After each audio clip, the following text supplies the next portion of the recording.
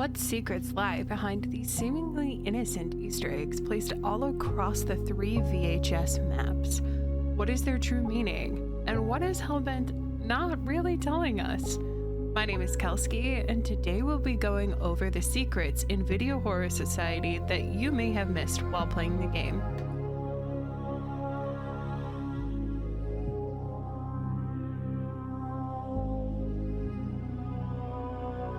The first thing that you may have missed is actually on Hotel while you are specifically in the spectral form. While you look at all of the images, apart from landscapes, the people in the pictures have actually changed into dolls.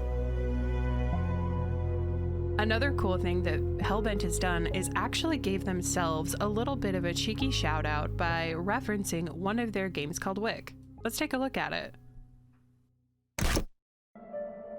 In this game, you are left in a cemetery from midnight and you have to survive until 6 a.m. with only the use of candles. But watch out.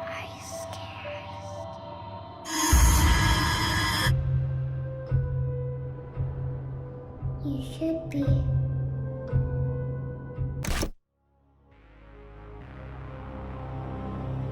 This is a small little detail that not many people have actually noticed so far. In the test chamber, where Wirt escaped from the enclosure, you can find fish in the surrounding floor. Could this be a nod to the amphibious nature of Wirt? And could they potentially be friends with these fish?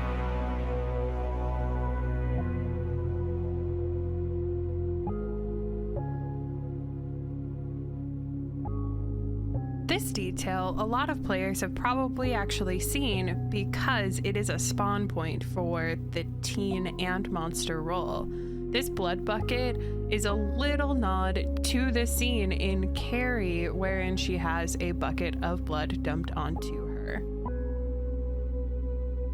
If you're paying attention to the writing on the walls of the high school bathroom, you'll notice that in this stall it says Saturn Rules, which I think is my favorite detail. There's also this little cheeky nod to me. It says Kel Smells. It's been confirmed by the devs that this is actually an Easter egg specifically for me, and I love that.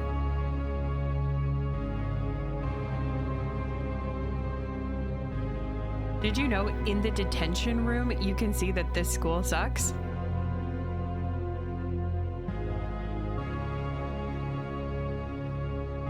Another fun detail is if you look around the computer room, you can see a lot of binary code repeating itself over and over again. If you translate this, it actually says help. What could this be in reference to? Who needs help?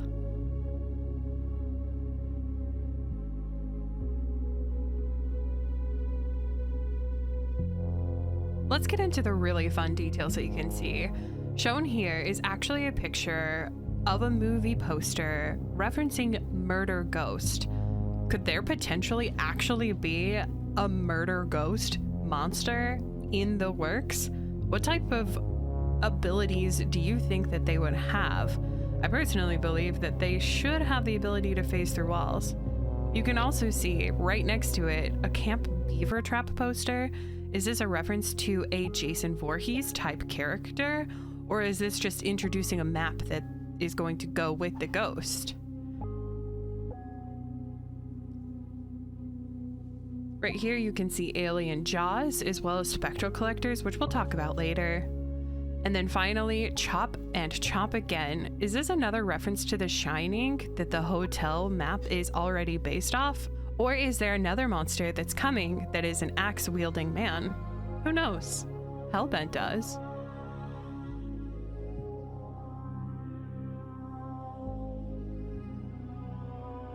Every adventure that you start on in VHS, whether you've chosen the side of good or evil, starts in this scene, the lobby. There are a lot of little details that make it seem like a video store with cassettes, reels, and even free popcorn.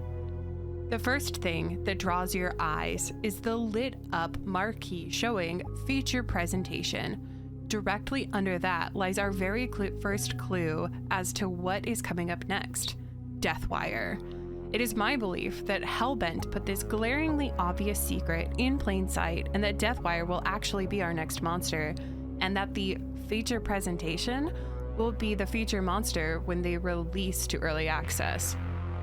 So far, we don't have any clues as to what Deathwire's abilities will be, and can only guess based off of his taglines. Crosshair, crossfires, crosswired.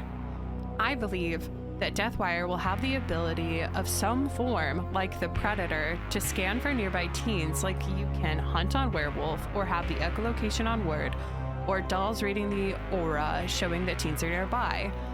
I'm also hoping that this crossfires reference means that this particular monster will have the ability to have a long-range attack.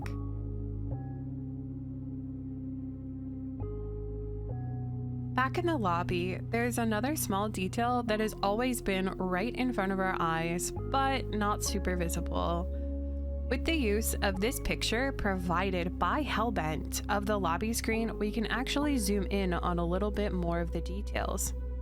Do you know what I'm referencing? This request sign actually gives us a little bit more information. It states, Wade requests Deathwire, Reggie asked for Rad Rex, and Aurora, I think, and then something, which I can only assume is X Rental, and then Spectral something. We've already talked about Deathwire, and this doesn't really give us any new information. You could speculate that there will be a new teen named Wade and that his movie will be all about Deathwire. However, I think that would limit Hellbent in terms of new lore or content that they would be able to deliver directly to Deathwire, and so far, no other monster has been directly linked to a teen, yet. Plus, we get all of our information based off of the monster from their movies. Their movies even directly tie them to a particular map. So I think we're going to have to wait to get more lore on Deathwire until early access. However, we can still talk about the two teens that are listed here, Reggie and Aurora. We're going to skip down the line and actually talk about Aurora first, and we'll talk about Reggie a little bit later.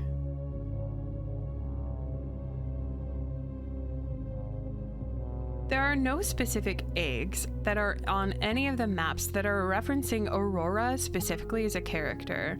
However, if you're walking around high school and you happen to be making your way to the AV room, you'll actually find a poster stating Spectral Collectors. Sometimes a shock station actually appears next to it. But if we're theory crafting, I'm thinking that maybe Aurora is bringing us a little extra spice into the teen world and will be a ghost hunter. Maybe this could be a potential cross-reference to even Ghostbusters. It could even be tied to that ghost monster, the murder ghost we saw earlier. Now that we've seen that Spectral Collector movie poster, did you notice that it's all over the lobby? You've seen it this entire time you've been playing.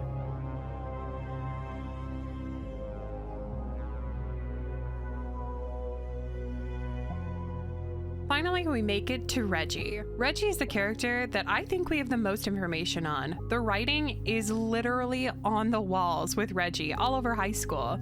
First, if you go into this boy's bathroom and take a look at the broken stall, you can find writings referencing aliens, a math equation, and a drawing of an alien showing Reggie's mom. I believe that this piece of evidence shows us a lot. The teens that we're missing right now in VHS is that classic 80s geek dork that is into Dungeons and Dragons and is your archetype of a nerd. Also shown on the map in multiple locations are these little help flyers that say if you want to be better at math, give Reggie a call. I think that's a hint of what Reggie's abilities are going to be.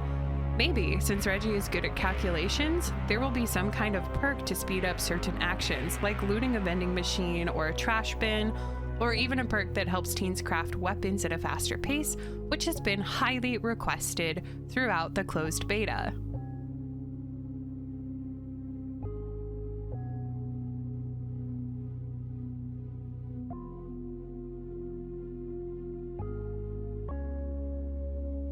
That's going to be the end of our video for today. We went over a lot of information hidden throughout Video Horror Society and the secrets they might be referencing. What do you think our next monster will be? What type of monster do you want to see in the game? As always, please leave a like on this video and subscribe to my channel if you'd like to see more theory crafting content on Video Horror Society. If you want to catch these shenanigans live, check me out on my Twitch. The link will be in my description. I think I'm really onto something here. But hey, this is all just a theory.